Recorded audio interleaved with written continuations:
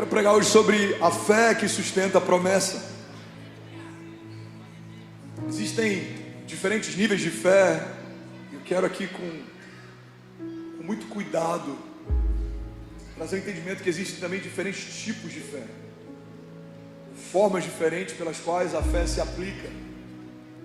Eu quero falar sobre 3 tipos de fé que podem mudar a sua história. Elas são fundamentais. Não dá para viver milagre sem fé. Não dá para viver salvação sem fé. A fé, ela é um pré-requisito básico para tudo que acontece no reino de Deus. Pela fé cremos que Ele existe, cremos na ressurreição, cremos que Ele se move, pela fé cremos nas promessas, pela fé cremos independente dos levantes, dos desafios, dos gigantes. A fé é um firme fundamento. Pela fé tratamos coisas que não são como se já fossem. Pela fé a gente trata como sendo algo natural, aquilo que aos nossos olhos naturais é impossível. A fé crê no inacreditável, a fé vê o invisível. Isso é fé. Alguém está comigo? Diga amém. Então eu quero falar sobre 3 tipos de fé. O primeiro tipo de fé que eu quero compartilhar é a fé que confia. A fé que confia é uma fé pautada no caráter do Deus que conhece. E é por isso que é impossível confiarmos no caráter de quem não conhecemos. Você conseguiria deixar os seus filhos aos cuidados de alguém que você nunca viu? Você conseguiria deixar a sua empresa sendo gerenciada financeiramente por alguém que você nunca testou, você não conhece? Você faria isso? Por que a gente não faz isso? Porque em sã consciência é impossível a gente confiar em um caráter que a gente não experimentou. E é por isso que tem muita gente que não consegue viver promessas de Deus, porque não conhece o caráter de Deus, logo não consegue confiar nele. Quando Deus diz, eu vou fazer, quem conhece o caráter de Deus e sabe que foi Deus que falou, descansa, porque eu sei quem falou, eu sei quem prometeu, eu sei que Ele não é homem para que minta, eu sei que Ele não é filho do homem para que se arrependa. Agora, se eu não sei quando é Deus que fala, quem não é, ou quando não é, eu posso estar esperando por promessas que um profeta me disse, alguém me disse, uma irmã me disse, alguém no culto me disse. Tem 10 anos eu estou chateado com Deus, porque Deus não cumpriu o que prometeu, sendo que na verdade aquilo nunca foi uma promessa dele. Confiar no caráter de Deus é importante para entendermos como Deus é, como se move, e também entendemos quando é Deus que fala e o que Ele fala. Irmão, discernimento é algo tão poderoso. A Bíblia diz que o sábio discerne o tempo e o modo de todas as coisas. A sabedoria não está em sermos animados, porque tem muita gente que começa animada, mas não termina bem. Sabedoria não tem nada a ver com estarmos empolgados, não tem nada pior do que um tolo empolgado. Sabedoria é discernimento. Eu sei quando Deus fala, eu sei quando não é de Deus. Eu entendi que essa porta é para eu entrar, e eu entendi que essa porta não é para eu entrar. Eu entendi que isso é bom, mas não é para mim. Eu entendi que isso é bom, mas não é para agora. Alguém está comigo? Diga amém. Então, eu preciso conhecer o caráter de Deus para que eu possa confiar nas promessas de Deus. Porque a única garantia que nós temos de que essa promessa é real é quando cremos que Deus é real. A única garantia que eu tenho que essa promessa vai acontecer é quando eu sei que Deus não é alguém que joga dados. Deus não faz coisas por acaso, não. Ele abre a sua boca e algo acontece. Então quando você começa a entender que quando Deus abre a boca algo acontece, quando Deus abre a boca e fala algo para você, você já tem 100% de garantia de que vai acontecer. Por quê? Eu sei quem fala comigo. E eu não estou pregando de algo que eu acho, eu não estou pregando de algo que é bonitinho pregar. Eu estou falando de algo que eu tenho vivido. E todas as vezes que eu não consegui discernir e me mover, eu me frustrei. Todas as vezes que eu consegui discernir e me mover, eu prosperei. Quando a gente estava na América, faz 1 ano essa semana, vivendo o melhor momento, já falei milhares de vezes sobre isso, mas eu falo porque para alguém pode fazer muito sentido. Eu conheço brasileiros que o sonho da vida dele é ter um green card. Você está sendo pastoreado por alguém que acabou de ganhar um, e Deus falou, abre mão, e eu não tive dificuldade de abrir. Por quê? Porque é uma vida com Deus, ouvindo, obedecendo e vendo que é melhor obedecer do que não obedecer. Então quando Deus fala, não é Miami, é São Paulo. Quando Deus fala, não é mais América, é Brasil. Quando Deus fala, não é mais aqui, agora é lá. Irmão, como você conhece o caráter de quem te chama, você confia. Você sabe que o meu amanhã vai ser melhor do que o meu hoje. Você sabe que o que Deus me chamou para viver, por mais que seja desconhecido, não é incerto. Deus não me chamou para um lugar que Ele não esteja para me receber. Amém? Então, o primeiro tipo de fé, fé que confia. Eu conheço o caráter de Deus, logo eu confio no caráter dele. Eu conheço como Deus se move, logo eu entendo quando é um mover de Deus e quando não é. Eu conheço a presença de Deus, logo eu sei quando isso aqui é presença ou é só barulho. Eu conheço a forma como Deus faz. Irmão, esse conhecimento, ele nunca cessa, porque a gente precisa perseguir ele durante toda a nossa jornada. Inclusive esse é o propósito da jornada de fé, é conhecer e prosseguir em conhecer a Deus. Então todo mundo que é maduro na fé e está vivendo algo sobrenatural, alguém que está vivendo um romper, alguém que está crescendo em uma área, você pode ter certeza, essa pessoa acessou o nível de revelação do caráter de Deus naquela área, acessou o nível de entendimento dos princípios de Deus naquela área, e por isso prospera naquela área. E é possível conhecermos, experimentarmos e prosperarmos em algumas áreas do caráter de Deus e em outras não. Tem gente que é muito ativado nos dons, é usado em profecias, é usado em palavras de conhecimento, em palavras de sabedoria, é usado em cura. Mas, por exemplo, é fechado para a prosperidade bíblica. É possível você viver uma vida de falta e de escassez. Tudo falta, depende de ajuda de outros, depende de socorro de outros, depende da provisão. E ainda assim é extremamente usado nos dons. Por quê? Porque você entendeu um princípio, usufrui dele, mas não se abriu para outro princípio e não usufrui dele. Deus é o Deus que cura, Ele é o Deus que salva, Ele é o Deus que liberta, Ele é o Deus que provê, Ele é o Deus que transforma, Ele é o Deus que ressuscita, Ele é o Deus que restaura. Alguém comigo aqui? Ele é o Deus que abre portas, Ele também é o Deus que fecha portas, Ele é o Deus que acalma tempestades, Ele é o Deus que silencia as vozes ao nosso redor. Alguém está comigo? Diga amém. Mateus 14, 22 fala sobre um momento que a gente acha extraordinário, algumas coisas sobrenaturais que aconteceram, mas nem sempre a gente se atenta a um princípio poderoso. E é sobre ele que eu quero falar nessa manhã. Mateus 14, 22 diz assim: logo em seguida, Jesus insistiu com os discípulos para que entrassem no barco e fossem adiante dele para o outro lado, enquanto ele despedia a multidão. Tendo despedido a multidão, subiu sozinho ao monte para orar. Ao anoitecer, ele estava ali sozinho. Só abrindo parênteses aqui, Jesus sempre se isolava antes de algo glorioso e depois de algo glorioso. Ele é batizado, se isola 40 dias e 40 noites.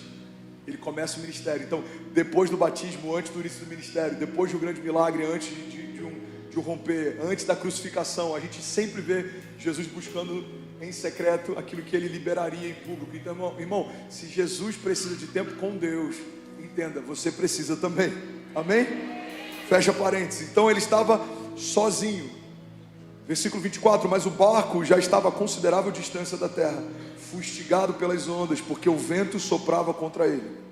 Alta madrugada, Jesus dirigiu-se a eles, andando sobre o mar. E quando o viram andando sobre o mar, ficaram aterrorizados e disseram: é um fantasma. E gritaram de medo. Mas Jesus imediatamente lhes disse: coragem, sou eu, não tenho medo. Pega isso aqui, irmão. Senhor, disse Pedro, se és tu, me mande ter ao teu encontro por sobre as águas. Venha, respondeu ele. Então Pedro saiu do barco, andou sobre a água e foi na direção de Jesus. Mas quando reparou no vento, ficou com medo e começaram a afundar, e gritou: Senhor, salva-me.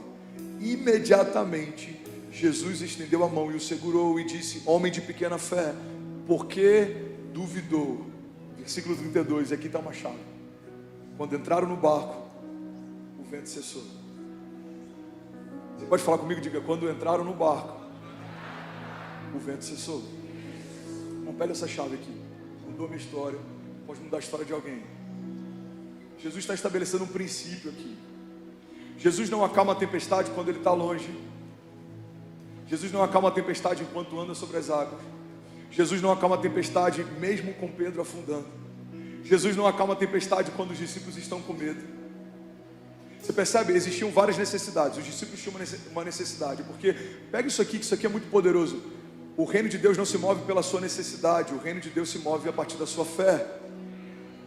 A viúva tinha uma necessidade, mas quando ela se moveu em fé e fez o que o profeta falou para fazer, a provisão foi derramada sobre ela. A mulher do fluxo de sangue tinha uma necessidade, ela sangrava, ela era isolada da família dela há anos, mas quando ela se moveu em fé, se eu apenas tocar na orla das vestes dele, eu vou ser sarada. Ela recebeu a cura. O paralítico que foi colocado, içado pelos amigos do alto do telhado, ele tinha uma necessidade. Milhares de outros paralíticos existiam naquela época e tinham a mesma necessidade, mas ele se moveu em fé. Os amigos levaram ele a um lugar, ele se expôs a riscos, a perigo, a vergonha, e por isso ele acessou o milagre. Então guarda isso, o reino de Deus não se move por necessidades. Tem gente que fala, será que Deus não está vendo? Sim, Ele está vendo. Será que Deus não sabe? Sim, Ele sabe. Mas o seu milagre não é uma resposta de Deus à sua necessidade. O seu milagre é uma resposta de Deus à sua fé. Alguém está aqui? Eu, se fosse você, já estava queimando. Eu estou sentindo uma presença aqui diferente, irmão. Não seja indiferente. Não é sobre necessidade, todos temos. É sobre fé.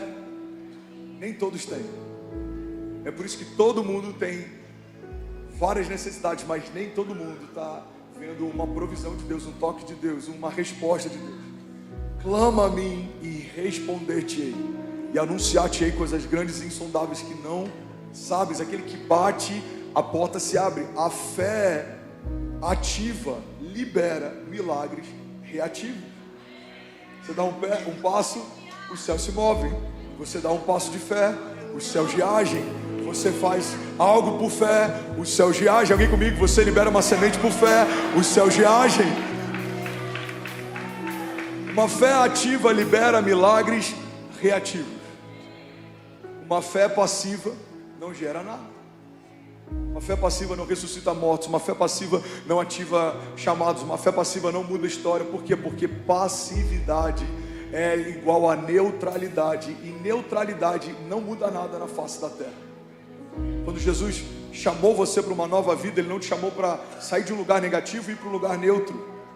Eu fumava, eu não fumo mais. Legal, você está no barco zero. Eu bebi e não bebo mais. Eu traí e não traio mais.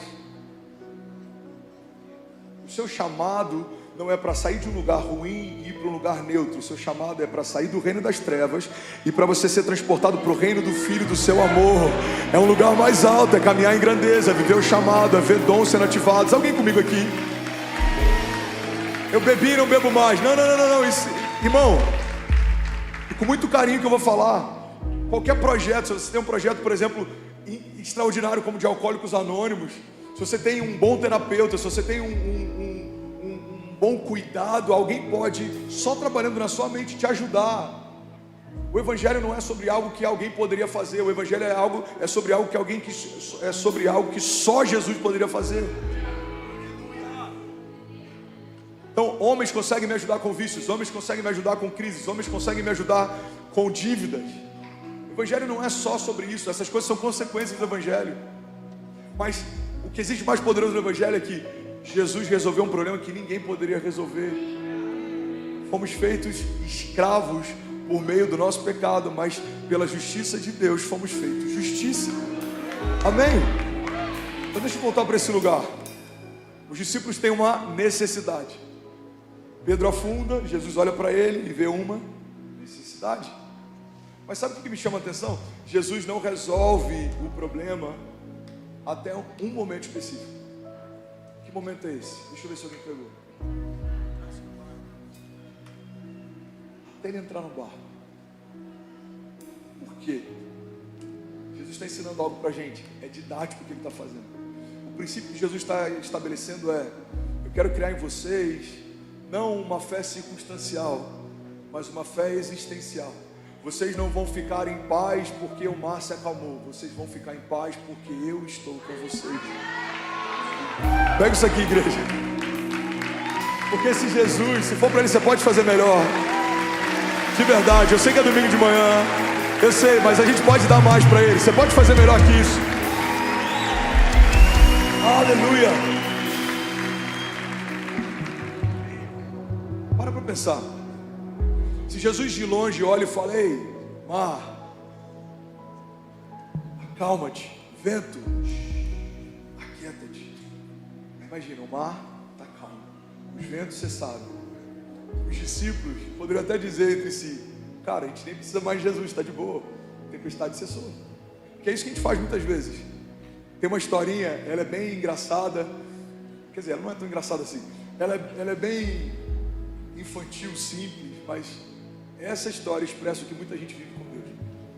Essa historinha diz que um cara estava precisando parar o carro dele porque ele tinha uma entrevista de trabalho que ia mudar a vida da família dele. Ele estava desesperado, já estava dando algumas voltas no quarteirão e o horário já estava em cima e ele não conseguia uma vaga. Ele dava a terceira volta, a quarta volta. Uau, 8.000 famílias online. Você pode celebrar o que Jesus está fazendo?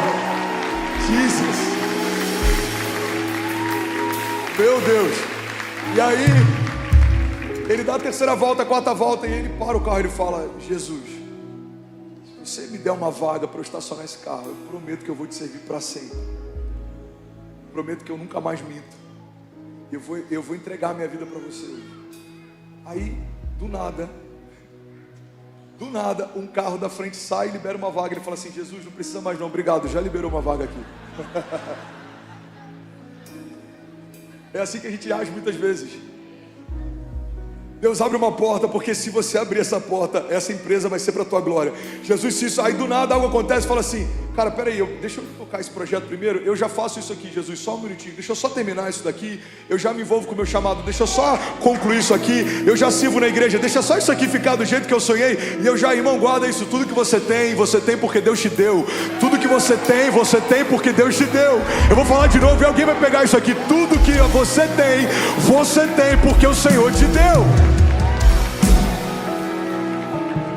Então por que Jesus não acalma a tempestade antes de chegar no barco? Porque Ele está ensinando a chave para você viver em paz. Não é porque as ondas são baixas, não é porque o vento é calmo, não é porque os gigantes se apequenaram, é porque eu cheguei. Os gigantes ainda estão lá, as ondas ainda estão lá, o vento ainda está lá, mas eu também estou com você no meio dessa tempestade. Aleluia! Vamos para a história. Se fosse do jeito que a gente quer, muitas vezes não contaríamos a história em que um quarto homem entra numa fornalha aquecida 7 vezes mais e dança no fogo com o Sadraque, Mesaque e Abidnego. Se fosse do nosso jeito, provavelmente a história que a gente contaria era: tentavam aquecer a fornalha, mas ela não aquecia. Cara, você lembra daquele milagre? A Bíblia diz que tentavam aquecer a fornalha e ela não aquecia. Tentavam colocar lenha e a lenha não pegava. Tentavam tacar fogo e o fogo ele não funcionava. Uau, Deus livrou eles. Não. Deus permite o fogo. Deus permite o fogo. Deus permite a fornalha. Vocês querem aquecer várias vezes mais? Tudo bem. Aqueçam mais, para que a glória do que eu vou fazer seja ainda maior. A Bíblia diz que os soldados que vão levar aqueles homens até a fornalha, eles são incinerados, porque o calor que emanava daquele lugar era absurdo. Deus que permite é o Deus que protege. Deus permite o fogo, mas Ele dança com eles no fogo. Se fosse do nosso jeito, provavelmente aquele milagre de leões jejuando em meio a um homem de Deus não teria sido do jeito que foi. A gente contaria: aquele dia os leões se recusavam a entrar.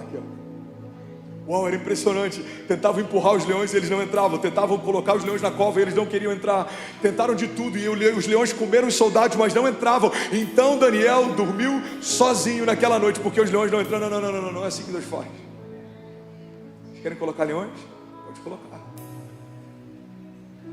Querem colocar leões famintos? Deixem eles jejuarem. Mas no meu filho eles não vão tocar. Você tem noção do nível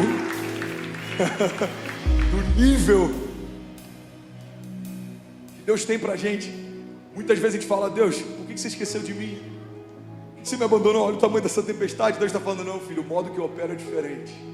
A presença da tempestade não significa uma ausência da minha presença.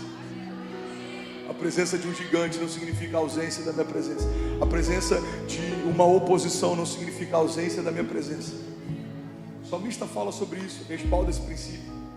O Senhor prepara uma mesa para mim na presença dos meus inimigos. E Ele me honra, ungindo a minha cabeça com óleo, e o meu cálice faz transbordar. Os gigantes estão lá, os inimigos estão lá, a afronta está lá, a fornalha está lá, a tempestade está lá, mas Jesus está lá também. Então por que Jesus não acalma a tempestade de longe? Porque se de longe ele fala, ei, já deu. Aí os discípulos iam se acalmar. Por quê? Porque o mar está calmo. Imagina, os discípulos, uau, ainda bem que ele veio, cara, agora está tudo bem. Por que está tudo bem? Porque o mar se acalmou. Não. Jesus fala, coragem, sou eu. Está tudo bem, o mar se acalmou na hora? Não, mas Jesus entrou em cena. Pedro afundou, Jesus falou, para, meu filho afundou. Não. Pedro afundou, a tempestade continuou lá. Jesus não cessou a tempestade naquele momento, porque está tudo bem, porque eu estou aqui. A sua confiança tem que ser na minha presença, não na sua circunstância.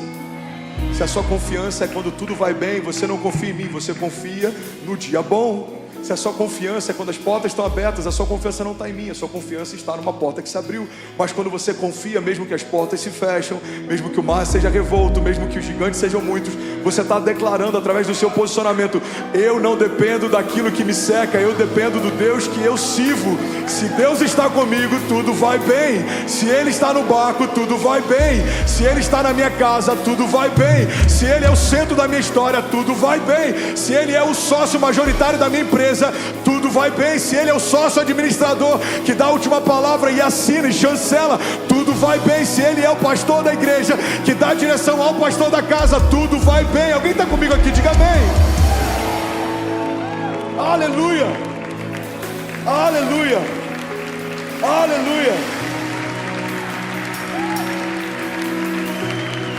aleluia. Ele entra no barco e tudo cessa. Você precisa confiar no fato de que eu estou com você, e isso é tudo que você precisa. Salmo 125 diz, os que confiam no Senhor são como o monte de Sião, que não se pode abalar, mas permanece para sempre. Como os montes que cercam Jerusalém, assim o Senhor protege o seu povo, desde agora e para sempre. Alguém pode dizer glória a Deus por isso? Salmos 27, alguns confiam em carros, outros em cavalos, mas nós confiamos no nome do Senhor nosso Deus. Eles vacilam e caem, mas nós nos erguemos e permanecemos firmes. Uau! Os nossos inimigos vacilam e caem, tropeçam enquanto nos perseguem, mas nós permanecemos e estamos firmes. Aleluia. Provérbios 3:5 diz, confie no Senhor de todo o seu coração e não se apoie no seu próprio entendimento. Reconheça o Senhor em todos os seus caminhos e Ele endireitará as suas veredas. A Bíblia fala, confie no Senhor e não se apoie no seu próprio entendimento. Traduzindo para um português bem claro, irmão, deixa Deus ser Deus. Você não sabe, mas Ele sabe. Você não tem, mas Ele tem. Você não pode, mas Ele pode. Você não viu, mas Ele viu. Esses dias eu vi alguém comentando algo, achei tão forte isso, é verdade. Por que Deus tirou de alguns ambientes que às vezes você nem entendeu por quê? Porque Ele ouviu conversas que você não viu. Ele viu coisas que você não viu. Tem lugares que Deus me tirou que doeram para mim ser tirado por Deus. Cara, eu amava tanto, eu amava as pessoas, eu amava o lugar, eu amava o que eu estava vivendo. Mas hoje eu falo, uau, obrigado Jesus, porque eu não via o que você via. Eu não sabia o que você sabia, eu não escutava o que você escutava. O Senhor me trouxe para um lugar que era desconhecido, mas foi infinitamente melhor do que tudo que eu já conhecia. Amém? Segundo tipo de fé que a gente precisa ter. A gente tem que ter uma fé que confia, a gente tem que ter uma fé que espera. Fala comigo, eu preciso ter uma fé que espera. Eu sei, diminui um pouco o ânimo porque a gente odeia esperar. Eu preferia pagar a multa do que rebobinar um VHS antes de entregar na locadora. E só quem é dessa época vai entender o que eu estou falando. Acho que era R$5 a locação. Se não rebobinar, R$1 a mais. Ah, irmão, vou rebobinar isso não. A gente sai de um período em que a gente tinha que ir numa locadora. Irmão, você ia numa locadora assistir filme, ok? Não, deixa eu ambientar você. Hoje você liga a sua TV e você escolhe num cardápio dentro de várias empresas. Você tem o Amazon Prime, você tem Netflix, você tem que mais? Você tem... Vamos falar de todas, porque o diretor de uma delas pode estar assistindo, eu não quero ficar mal com ninguém, amém? HBO, Disney Plus. Se alguém falar o nome daquele quadradinho pirata, eu te repreendo em nome de Jesus. Como é que é o nome daquele negocinho? Você sabe, né, Vaz? Deus está vendo, hein? Imagina, IPTV, pastor. Não, tá amarrado. Hoje você vai lá, escolhe o filme, aperta play e magicamente ele começa. Na minha época, esquece, irmão. Bicicletinha, locadora. Você escolhia, aí na caixinha estava assim, alugado, tinha uma etiquetinha. Isso aqui, será que tem? Deixa eu ver se já devolveram. Aí, não, devolveram aqui. Aí você pegava uma unidade do filme, você tinha uma unidade do filme. Dá para mensurar isso? Aí você ia com aquela unidade do filme para casa, assistia, rebobinava, ou pagava multa, voltava e devolvia. Aí entra aí o YouTube na história. E o que acontece no YouTube? Tem um anúncio lá, que ele dura às vezes 15 segundos, você fica clicando 20 vezes para ver se ele passa antes do tempo acabar. Alguém já passou por isso? Pastor, eu entendi, você está falando de fé, você está falando de YouTube, eu vou te explicar onde eu quero chegar, irmão. A nossa ansiedade não tem a ver só com o anúncio, não tem a ver só com uma entrega. Estamos vivendo um tempo em que tudo é tão acelerado, que é por isso que é difícil para alguns se moverem no tempo de Deus. O tempo de Deus não vai se condicionar ao seu tempo. A agenda de Deus não vai se resumir a sua agenda, porque o lugar de Deus nunca é um lugar de submissão, sempre é um lugar de senhorio. O lugar de Deus nunca é um lugar de fazer o que você quer, mas operar segundo aquilo que Ele quer. E é por isso que a gente obedece. O nosso lugar de maior autoridade e governo diante dos homens é quando a gente está obedecendo uma palavra que veio de Deus. Todo homem que governa na terra, chamado por Deus, ele governa porque ouviu algo de Deus. José governava porque ouviu Deus.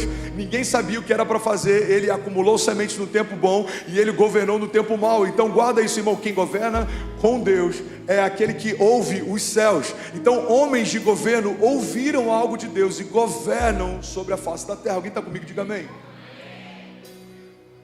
Então, se eu entendo que o chamado de Deus, o tempo de Deus, a agenda de Deus, eu preciso entender que a fé que espera é fundamental quando eu não tenho controle sobre o tempo. Por que uma gestação de uma criança dura 9 meses, uma gestação de vários outros animais dura outro período? Você já parou para pensar nisso? Você crê, deixa eu fazer uma pergunta aqui, não tem certo ou errado. Você crê que se Deus quisesse que uma criança fosse gerada em 2 meses, Ele poderia ter feito assim? Você crê? Eu não quero entrar nesse momento aqui, globo rural, mas alguém me ajuda aqui. Você sabe quanto tempo um cachorro, por exemplo, demora para ser gerado? Você sabe? 3 meses? Talvez. Cavalo, alguém sabe quanto tempo um cavalo? Não? Que isso? Ninguém que cria cavalo? Quanto tempo? Pode falar. Não, mas o meu já veio nascido já. Aqui, ó, só você. Eu ganhei 3 cavalos, mas já veio nascido. Quanto tempo, meu irmão? Pode falar, se errar ninguém sabe, vai passar batido também. 11 meses? 11, 12 meses, ok. Existem tempos diferentes de gestação para diferentes espécies. Você está comigo? Diga amém. Agora, eu creio que o Deus que fez tudo que existe em 6 dias poderia estabelecer um tempo de gestação diferente do tempo que a gente conhece. Amém? Mas por que Ele não fez? Eu creio, é um entendimento pessoal, que o tempo que Deus estabeleceu para a gestação da criança não fala só a respeito da criação da criança, mas da gestação dos pais. Deus está gerando nos pais um coração de paternidade para receber os seus filhos. Você está preparando o quartinho do bebê, você está sonhando com o dia que ele vai chegar, você está montando o enxoval, a família começa a pensar nisso, você sonha sobre isso, você fala sobre isso, daqui a pouco você vai lá, irmão, vamos ser sinceros, não tem nada melhor do que montar o quartinho do bebê, aí você ganha um presentinho, você coloca a roupinha em cima da cama, você tira a foto, você vai gerando. O que Deus está ensinando a gente através da gestação? Quando Deus estabelece um tempo de gestação, não é só para gerar a criança, é para gerar nos pais esse amor, essa paternidade, e é assim que Deus faz. faz, em todo chamado que Ele tem. Por que alguns chamados, algumas promessas duram 10 anos? Por que algumas demoram 5 para acontecer? Não é o tempo que Deus precisa para fazer, é o tempo que Deus está esperando você estar pronto para receber. O tempo da gestação dos sonhos de Deus não é o tempo que Ele precisa, é o tempo que você precisa. Porque Deus poderia ter feito uma arca em 1 ano, mas você não faz um Noé em 1 ano. Você não faz um José em 1 ano. Você não faz um Davi em 1 ano. Você não faz um Abraão em 1 ano. Você não faz nenhum herói da fé em 1 ano. Então quando Ele unge Davi e faz com que Davi espere um processo até assumir o trono, Davi aprende com perseguições, Davi aprende com desertos, Davi aprende com exércitos, Davi aprende com valentes, Davi aprende a confiar, a descansar, a depender. Então o tempo do preparo de Deus é o tempo da gestação dos sonhos, dos milagres de Deus. Porque quando o milagre nascer, você está pronto para receber. Quanto tempo dura para você criar, gerar, estabelecer o pai da fé? O que Deus faz entre o dia que Ele chama e o dia que as promessas se cumprem? Muita coisa acontece. Ele ganha um filho que sempre quis. Ele quase perde o filho que sempre quis. Ele prospera no meio do deserto. Em algum momento ele prosperou tanto que ele tem que abrir mão daquilo que ele conquistou. E ele começa de novo, irmão. Abraão é construído através de processos. José é construído através de processos. Jesus, Ele viveu processos. Ele não desceu aos céus com 30 anos, foi recebido por uma comitiva de anjos, uma orquestra sinfônica em Israel, e então começa o seu ministério. Não, Ele é gerado no ventre de uma mulher, Ele é educado, Ele aprende um ofício, Ele tem um trabalho, Ele ensina no templo, mas a Bíblia também diz que Ele aprendia no templo. Ele passeia nas ruas da cidade, Ele conhece aquela comunidade, porque Ele era vizinho de alguém, Ele era amigo de alguém, Ele era primo de alguém. Então Jesus, em meio a toda essa simplicidade, nascendo num lugar emprestado, numa família que não tinha uma grande repercussão, numa cidade simples, Jesus então com 30 anos começa o seu ministério, que dura 3 anos e meio. E muitas vezes a gente com 3 anos e meio de convertido está perguntando para Deus por que não está vivendo o ápice do nosso ministério. Porque se não foi assim com Jesus, entenda, não vai ser assim com você. Deus respeita processos, Deus se move em meio a processos. Alguém comigo aqui, pelo amor de Deus. Aleluia, aleluia. Então a fé que espera é o pré-requisito básico se você quer viver segundo a agenda de Deus. A agenda de Deus não é como a nossa. A agenda de Deus não é como a nossa. Mas pega isso aqui é poderoso. A agenda de Deus não é como a nossa no tempo de espera, mas também não é como a nossa no tempo em que dura. Uau, isso aqui é muito forte. Você pode demorar 6 meses para ter uma empresa próspera, mas daqui a alguns anos você vai morrer e acabou. O tempo de Deus não é como o nosso no tempo de construção, no tempo de espera, mas também não é como o nosso no tempo que dura. Por quê? Porque tudo que Deus faz dura para sempre. Vai demorar mais? Vai, mas vai durar para sempre. Vai te custar mais? Vai, mas vai durar para sempre. O que Deus tem para nós são frutos, mas não só isso, a Bíblia diz, são frutos que permaneçam. Salvação dura para sempre. Uau, 9.000 famílias online assistindo agora. Você pode celebrar o que Jesus está fazendo.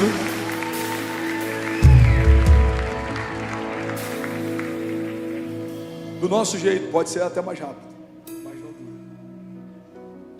Pode ser até mais rápido. Lembra daquelas 2 casas? Uma delas foi edificada, os fundamentos edificados sobre a rocha. A outra sobre a areia. Ambas ficaram prontas. O que a Bíblia está ensinando? Concluir não quer dizer nada. Permanecer é a chave. Cara, isso é muito forte. Melhor é o fim das coisas do que o início delas. Concluir, muita gente conclui. Permanecer, pouca gente permanece. Concluir, muita gente conclui. Permanecer, pouca gente permanece. Aquele homem que terminou, que não edificou com fundamentos, provavelmente terminou mais cedo. Faz sentido? Vai fazer fundamento? Não, eu vou direto para as paredes. Então, enquanto alguém está lá cavando para fazer fundamentos, alguém já está no acabamento da casa. E se você tiver uma visão natural, você pode começar a desejar viver uma jornada de alguém que está construindo algo natural. Por quê? Porque a construção sobrenatural, ela não faz sentido. Cara, na boa, eu estou gastando o maior tempo, o cara já está marcando o churrasco de inauguração da casa dele. Quem está pegando isso aqui? Usa para qualquer área da sua vida. Eu estou aqui nesse ministério há 10 anos, nada acontece. O cara começou agora, cara, já está explodindo. Não é sobre concluir, é sobre permanecer. Esse daqui gastou menos dinheiro. Uma das partes mais caras de uma construção é o fundamento. Esse daqui gastou menos, terminou mais rápido, mas tem um problema: não durou. A Bíblia diz que quando os ventos fortes vieram, a casa que não foi edificada com fundamento sobre a rocha não permaneceu de pé. Igreja, guarda isso em nome de Jesus. Por que Deus espera que a gente tenha uma fé que espera? Porque quem aprende a esperar não se torna mais refém de estações, agendas, circunstâncias. Você está firmado numa palavra, você foi ancorado numa promessa, você está esperando aquilo que o Senhor te prometeu. Alguém comigo aqui, diga amém. É difícil para a gente tem uma mente ansiosa. Uma grande parte da nossa geração tem sido afetada pela síndrome dos pensamentos acelerados. Tem uma série de síndromes que tem afetado a gente emocionalmente. Por quê? Porque os tempos modernos trabalham para criar uma cultura de facilidade e agilidade. Você para no fast food, você pede na primeira cabine e você já pega pronto na segunda. No sofá da sua casa, você clica e você já assiste um filme em tempo real. Tem gente que não vem mais para a igreja porque se acostumou com a igreja online durante a pandemia, e aquilo que abençoava quando a gente só tinha aquilo, hoje tem roubado muita gente da presença de Deus e da comunidade dos santos e dessa edificação mútua. Por quê? Porque é mais confortável assistir de casa, tomando café, e eu sei que tem 9.000 pessoas que podem estar fazendo isso. Glória a Deus pela sua vida, Deus abençoe. Mas eu sei que é muito mais confortável fazer isso do que se envolver, servir, chegar mais cedo, servir pessoas, amar pessoas, participar de um culto. Então guarda isso, irmão. Facilidades precisam nos servir, mas a gente não pode se tornar servos delas. No tempo em que tudo é muito rápido, guarda isso. É comum que a gente se frustre cada vez mais com os processos de Deus. Por quê? Porque Deus não muda. Se Deus não muda, a agenda de Deus não mudou. Se a agenda de Deus não mudou, a forma como Ele trabalha não mudou. Se a forma como Ele trabalha não mudou, logo, Deus não vai fazer as coisas no nosso tempo. Vai continuar fazendo no tempo dEle. Por quê? Porque nos céus tudo continua do mesmo jeito. Deus continua sendo Deus. Deus continua sendo bom. Toda palavra que sai da boca dEle estabelece uma realidade nos céus e na terra.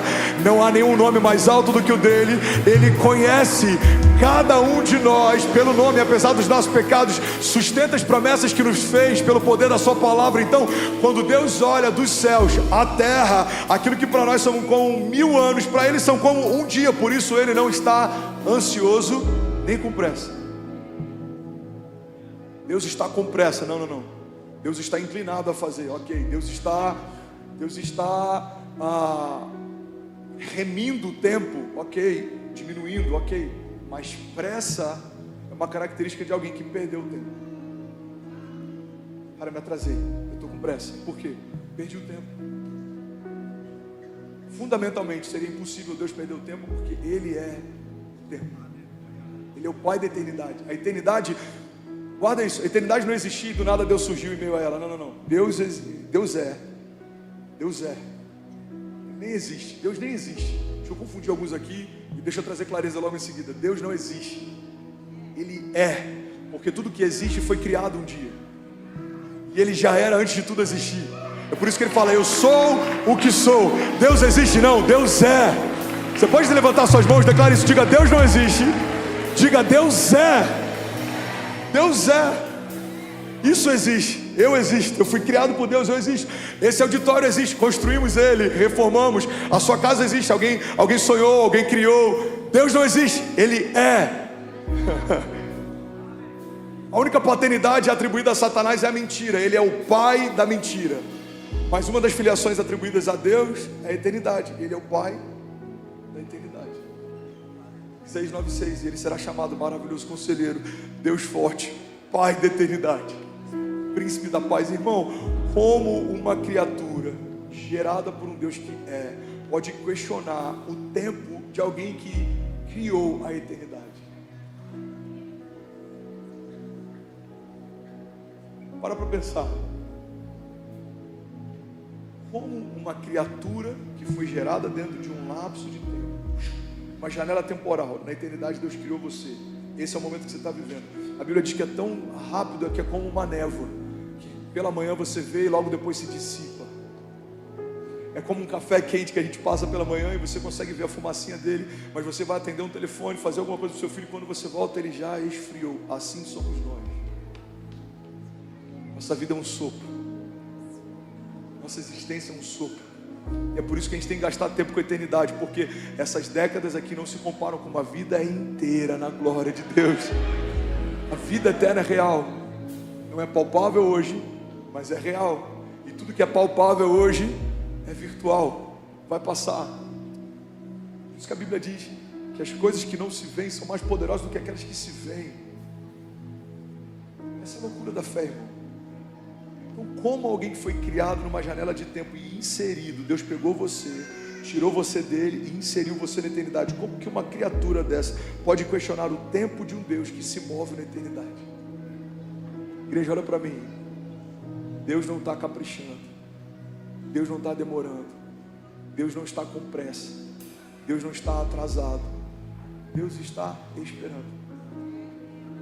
Basicamente o que Deus está fazendo é: eu estou esperando você estar pronto para receber o que eu sempre quis te dar. Amém? Se você estiver no lugar que eu te chamei para estar, se você fizer o que eu te chamei para fazer, eu vou derramar o que eu declarei que eu derramaria. Os frutos da fé estão ligados a posicionamento. Se você se posicionar no lugar que Deus chamou para estar, fazer o que Deus chamou para fazer, você vai viver o que Deus disse que você viveria. Você crê comigo? Diga amém. Eu preciso correr, mas de verdade eu sinto uma rema fluindo aqui hoje de manhã. Você percebe isso? Romanos 12:12 diz: alegrem-se na esperança, sejam pacientes na tribulação e perseverem na oração. Irmão, guarda isso. Alegrem-se na esperança. Não é só esperar, é esperar com alegria. Não é só aguardar, é aguardar com contentamento. Não é só aguardar que aconteça, é o seu coração permanecer grato. Não é você, estou esperando, né? Fazer o quê? Deus falou que vai cumprir. Cara, e aí, como é que você está? Irmão, Deus falou que vai fazer, vamos ver, né? Não é esse tipo de fé. A fé que espera é: e aí, irmão, como é que você está? Cara, eu tô firme nas promessas de Deus. Alguma coisa mudou desde a última conversa? Cara, não mudou ainda, mas eu sei que já aconteceu. Deus disse que vai acontecer, já aconteceu. Deus disse que vai abrir, já se abriu. Deus disse que vai cumprir, já cumpriu. Alguém comigo aqui? Por quê? Porque eu tenho uma fé que espera. Deus não precisa me provar mais nada. Eu sei quem Deus é, eu sei o que Ele pode, e eu aguardo, confio e espero aquilo que o Senhor me prometeu. Alguém está comigo? Diga amém. Deus respeita processos. Você pode dizer isso comigo? Diga: Deus respeita processos. Olha que coisa linda. Está pegando isso aqui, Lucão? A Bíblia diz que Jesus, antes de ser crucificado, ele está sofrendo uma angústia mortal, Raquel, e ele transpira sangue. E aqui tem uma outra chave gloriosa. Jesus está no jardim e ele está sangrando. Falar de novo, alguém vai pegar essa rima aqui. Jesus está no jardim sangrando. Não pegou. Tem umas crianças correndo lá no final. Se alguém puder me ajudar. Jesus, aleluia. Jesus está sangrando no jardim. Não, você não pegou. Deixa eu clarear isso aqui. A Bíblia diz que maldito era todo aquele colocado sobre um madeiro. É por isso que ele foi crucificado e não morreu afogado nessa tempestade, por exemplo. É por isso que ele não foi esquartejado. É por isso que várias outras sentenças que poderiam ter sido atribuídas a ele não foram. Porque a cruz não foi um engano. A cruz sempre foi o propósito. Jesus veio para ser crucificado. Milhares de pessoas foram crucificadas antes dele. Sabe o que aconteceu? Fala comigo, nada. Milhares de pessoas foram crucificadas depois dele. Sabe o que aconteceu? Nada. Porque o poder não é a cruz. O poder estava em Jesus, o Filho de Deus, sendo colocado sobre uma cruz. Quando o Filho de Deus foi colocado sobre o madeiro, algo aconteceu. Mas antes de Jesus sangrar na cruz, Jesus sangrou no jardim. Por quê, pastor? Porque no jardim a criação se perdeu. Deus sempre redime o ambiente. No jardim a criação se perdeu. Pega isso. Jesus está lá no jardim, ele está sentindo uma angústia mortal, os poros dele estão transpirando sangue. As gotas de sangue do Cordeiro redimem o jardim antes de lavar a cruz. Por que isso? Porque Deus respeita processos. Deus fez o ambiente antes de fazer a criação. 6 dias estabelecendo o ambiente, no 6º dia ele estabelece a criação. Deus faz o ambiente antes de fazer o homem. Deus redime o jardim antes de redimir o homem. Deus respeita processos. Se Deus tivesse feito o homem no primeiro dia, onde o homem seria colocado? A terra sem forma e vazia. Havia trevas, o Espírito de Deus parava sobre a face das águas. E se depois que ele fez separação entre dia e noite, ou entre a porção seca e a porção molhada, o homem fosse colocado, do que se alimentaria? Irmão, Deus prepara tudo que a gente precisa antes de nos inserir no ambiente. Por quê? Porque tudo que você precisa, Deus proveu antes da sua necessidade chegar. E é por isso que Deus respeita processos. Deus não está demorando, Ele está preparando ambientes para que você se mova em meio a eles. Alguém está comigo? Diga amém. Então declara com autoridade, levanta suas mãos, diga: eu preciso me mover debaixo de uma fé que espera. Romanos 5:3 diz: também nos gloriamos nas tribulações, porque sabemos que a tribulação produz perseverança. A perseverança, um caráter aprovado. O caráter aprovado, esperança. E a esperança não nos decepciona, porque Deus derramou o seu amor em nossos corações por meio do Espírito Santo que Ele nos concedeu. Irmão, pega isso aqui. Salmos 37:18. O Senhor cuida da vida dos íntegros. Fala para quem está do seu lado, profetiza isso, fala: vai ficar tudo bem. Vai ficar tudo bem. Gente, eu fiz uma live algumas semanas atrás, eu profetizei e eu falei sobre isso.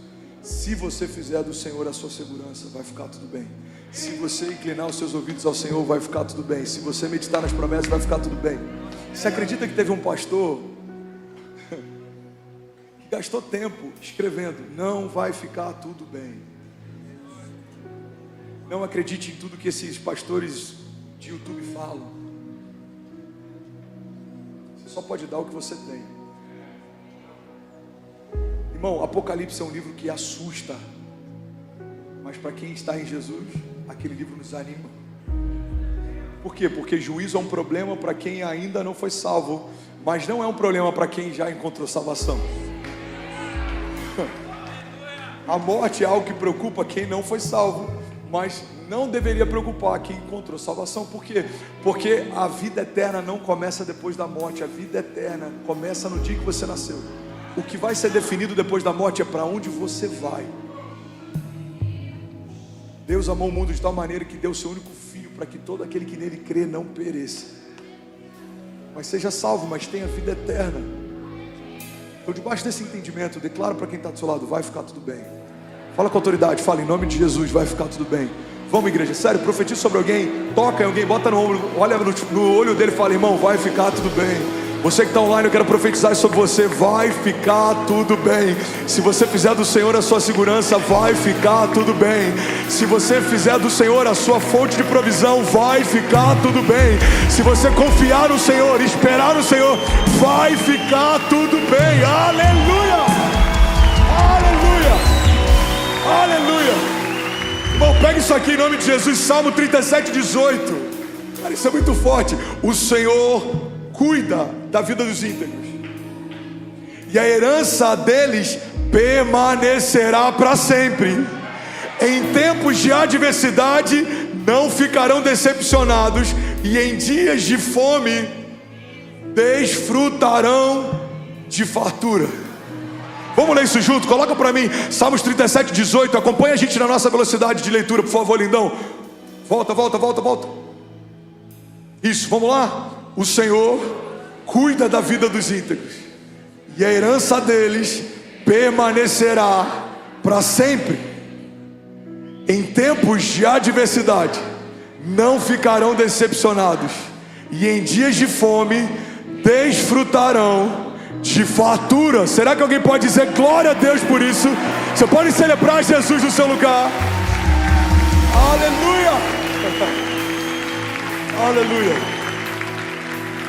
Em outras palavras, nada vai faltar. Tempos de seca, fartura. Por quê? Deus cuida dos íntegros. Deus cuida de mim. Vai ficar tudo bem.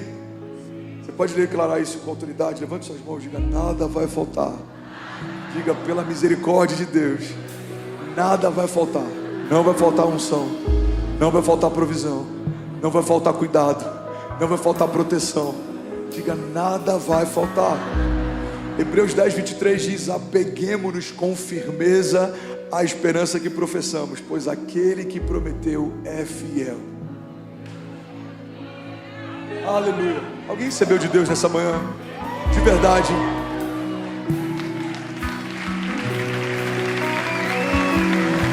Aleluia. Glória a Deus. Aleluia. Eu vou finalizar agora. A gente tem que ter uma fé que confia. Para isso eu preciso conhecer o caráter de Deus, entender sobre princípios e como Ele se move. Quando eu confio, algo acontece. Mas eu preciso ter uma fé que espera, porque eu confio no que Ele prometeu, mas eu preciso esperar o tempo dele. O tempo é dele, a agenda é dele. Não é no meu tempo, não é na minha velocidade, não é na minha pressa. Alguém está comigo? Diga amém. Agora, eu preciso também ter uma fé que entrega. E esse é um momento difícil para a gente como igreja. Muitas vezes a gente tem facilidade em conhecer o Deus que nos dá, mas a gente tem dificuldade em entender sobre o Deus que nos pede. Deus sempre espera algo daquilo que Ele depositou em você. Bom, olha para mim, pega isso em nome de Jesus. Ninguém andando nos corredores, ninguém se distraia. Por favor, olha para mim. Tudo que Deus confiou a você, existe uma expectativa da parte dele para que frutifique. A parábola dos talentos fala sobre isso. O Senhor distribuiu talentos e Ele voltou para a prestação de contas. Igreja, prestaremos contas. Pega isso aqui, deixa isso aqui entrar no teu coração. Cada um de nós prestará contas do que fez e do que não fez. Eu vejo muita gente criticando pastores e líderes, mas tem menos pastores e líderes errando, fazendo, do que a quantidade de pessoas que não fazem, criticando. Vão ser cobrados os que fizeram mal, mas também os que preferiram não fazer. Aqueles que multiplicaram os talentos receberam mais, mas aqueles que enterraram até o pouco que receberam lhe foi retirado. Então, se a Bíblia diz que os talentos que o Senhor depositou, confiou você, Ele vai voltar para prestar contas e Ele vai te dar mais se você administrou bem, ou vai retirar se você administrou mal. A gente precisa entender que tudo que Deus dá, Ele espera uma contrapartida da gente, sim ou não? Se Deus te deu um dom, o dom não é para você. Nenhuma árvore come do próprio fruto, nenhuma macieira come da própria maçã, nenhuma mangueira come da própria manga, porque o fruto não é para si, o fruto é para o outro. Então o dom que você tem é para o outro. É por isso que tem dias que eu venho aqui e eu estou doente e eu ministro cura e muita gente é curada. Por quê? Porque alguém que ministra a cura pode ministrar a cura sobre mim. É por isso que eu oro e eu libero palavras. Mas se você puder em algum momento lembrar, ora por mim, pela minha casa, ora pela Kezinha, pelos nossos filhos, ora pelos pastores da igreja, porque a gente está aqui liberando, mas a gente precisa receber. É a multiforme graça. Então eu estou ensinando, mas alguém me ensina. Eu estou pregando, mas alguém prega para mim. Eu estou orando, mas alguém ora por mim. Eu estou curando, mas alguém também ministra cura sobre mim. Alguém está comigo? Diga amém. O fruto não é para si, o fruto é para o outro. E é por isso que Deus zela com aquilo que Ele depositou em você. Porque se você retiver, você não está retendo só de você, você está retendo do outro. Você não está roubando só de você, você está roubando do outro. Se você tem um chamado e ainda não se dedica a ele, não perca tempo. O seu chamado é mais glorioso do que tudo que você tem sonhado para si. Se é empresário, glória a Deus, seja um empresário para a glória de Deus. Se é médico, seja um médico para a glória de Deus. Você tem projetos pessoais, faça, conquiste. Deus se alegra em ver a gente fazendo coisas que nos alegram. Mas pergunta para Ele o que alegra o coração dele também. Ele ama ver você dedicado ao chamado que Ele te deu. Ele ama ver você fluindo debaixo da unção que Ele te deu. Ele ama ver você servindo. Ele ama ver você orando. Ele ama ver você adorando. O Senhor busca adoradores que o adoram em espírito e em verdade. Alguém está comigo? Diga amém. Então, se eu entendo que tudo que Deus me confiou, Ele espera de mim uma contrapartida, eu preciso entender que a fé que recebe, ela é uma camada mais superficial do que a fé que entrega. Pega isso aqui, igreja. O primeiro degrau da nossa jornada de fé é quando eu conheço promessas de Deus. Eu começo a ter expectativas. Uau, Deus pode curar, eu creio, eu vou ser curado. Uau, Deus fala através de profecias, eu creio, hoje eu vou receber uma palavra profética. Uau, Deus vai me tocar hoje. Eu estou indo com uma fé que recebe. Mas você precisa ter maturidade para se mover debaixo de uma fé que entrega. Abraão teve uma fé até o momento que recebeu o filho que sonhava. Mas ele precisou acessar um novo nível de fé quando Deus pediu para entregar o filho que ele sempre sonhou. Então o Abraão que recebe Isaac é diferente do Abraão que entrega Isaac. Pega isso, irmão. Quando Jesus, cara, isso é muito forte, eu sinto uma glória aqui. Uau, pega isso aqui, irmão. O Pedro que ouve Jesus falando, lança a rede desse lado, ele lança porque ele tinha uma expectativa, debaixo da sua palavra, eu vou fazer o que você me pediu, porque eu tenho uma expectativa de algo acontecer. É uma fé que recebe. Mas quando Jesus fala, Pedro, larga tudo e me segue. Jesus, em um encontro, está convidando Pedro para transicionar de uma fé que recebe para uma fé que entrega. Senhor, a gente tão cheia, os barcos quase afundaram, é a maior pesca que eu já vivi. Entrega, eu te garanto, vai ser melhor o que eu tenho para você amanhã do que tudo que você viveu comigo até hoje. Entrega. Todo herói da fé ou homem de Deus na história bíblica foi convidado por Deus para entregar algo de valor para si. Mas todos eles receberam algo mais glorioso depois que entregaram. Pedro entrega uma profissão, recebe o apostolado. Uau! Pedro entrega uma pescaria. Irmão, o que é uma pescaria comparado a se tornar um pilar fundamental na construção da igreja primitiva? Pedro abre mão do lucro de uma pesca. Foi colocado no livro de Atos. Abraão entrega o seu filho desejado. Deus fala, Abraão, me dá o seu único filho, aquele a quem você ama. Abraão entrega. Aí Deus fala, não, pode ter. Por quê? Porque você pode ter tudo que você está disposto a entregar. E é por isso, e eu finalizo aqui, que a salvação, ela acontece pela graça, mediante a fé. Porque a graça nos deu esse acesso, 10.000 famílias online. Alguém pode celebrar? Você tem noção que tem no mínimo 2 pessoas por família? Você tem noção que tem mais de 20.000 pessoas sendo tocadas agora, exatamente agora? Você pode celebrar o que Deus está fazendo aqui? Aleluia! Aleluia! Então pega isso, irmão, eu vou finalizar. Pode ficar de pé no seu lugar, só não se distrai, olha para mim.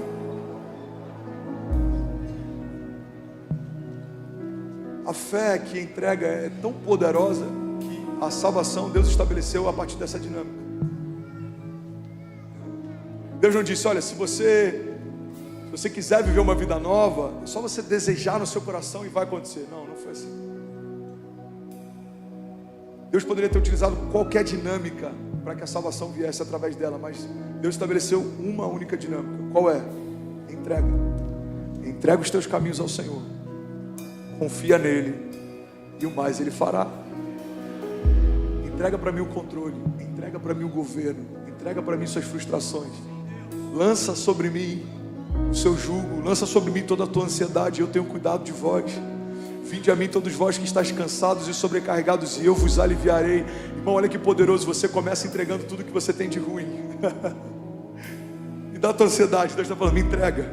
O problema é que às vezes a gente entende a parte de entregar os problemas, mas não quer entregar para ele os melhores dias. E aí, tudo bem? Você acabou agora de assistir um vídeo. Se você ainda não está inscrito, já se inscreve também no nosso canal, ativa esse sininho aqui embaixo de notificação e toda vez que eu fizer uma live ou estiver transmitindo uma mensagem ao vivo, você vai ser um dos primeiros a saber.